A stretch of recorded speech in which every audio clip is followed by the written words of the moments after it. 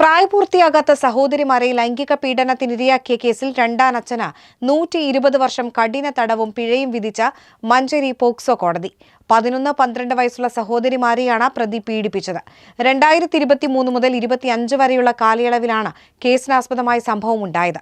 Manjeri special POCSO കോടതി judge Varun KS ആണ് ശിക്ഷ വിധിച്ചത്. കുട്ടികളുടെ പിതാവ് ഏകദേശം 8 വർഷം മുൻപ് ഇവരെ ഉപേക്ഷിച്ചു പോയിരുന്നു. തുടർന്ന് കുട്ടിയുടെ അമ്മയോടൊപ്പം ബന്ധം സ്ഥാപിച്ച് രണ്ടാനച്ഛനായി ജീവിച്ചു വരികയായിരുന്നു പ്രതി. ഈ കാലയളവിലാണ് ഇയാൾ കുട്ടികളെ ലൈംഗിക പീഡനത്തിന് ഇരയാക്കിയത്. 2 കേസുകളിലായി വിവിധ പോക്സോ വകുപ്പുകൾ പ്രകാരം 20 വർഷം വീതം കഠിന തടവും 45,000 രൂപ വീതം പിഴയും കോടതി വിധിച്ചു.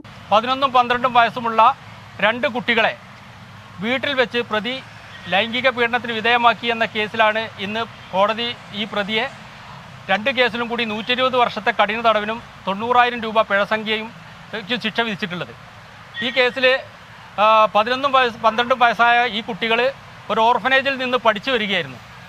ഓർഫനേജിൽ വെക്കേഷൻ സമയങ്ങളിൽ വീട്ടിൽ വരുന്ന സമയം ഈ പ്രതി ഈ കുട്ടികളെ രാത്രി കിടന്നുറങ്ങുമ്പോൾ കൂടെ കിടന്ന് ബലാത്സംഗത്തിനും ലൈംഗിക പീഡനത്തിനും വിധേയമാക്കി എന്ന കേസാണ് പുറത്തു വന്നിട്ടുള്ളത്.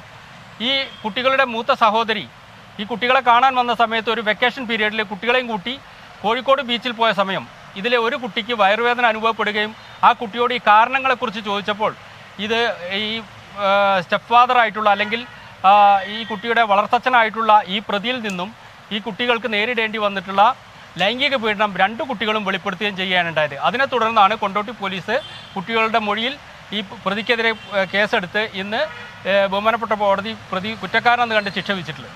വിവിധ വകുപ്പുകളിലായി 2 കേസുകളിലും ചേർന്ന് ആകെ 120 വർഷം കഠിന തടവാണ് പ്രതി അനുഭവിക്കേണ്ടത്. കുട്ടികൾക്കെതിരായ അതിക്രമങ്ങൾ തടയുന്ന പോക്സോ വകുപ്പുകൾ പ്രകാരമാണ് കോടതി ശിക്ഷ വിധിച്ചത്. കേരള വിഷൻ, മഞ്ചേരി.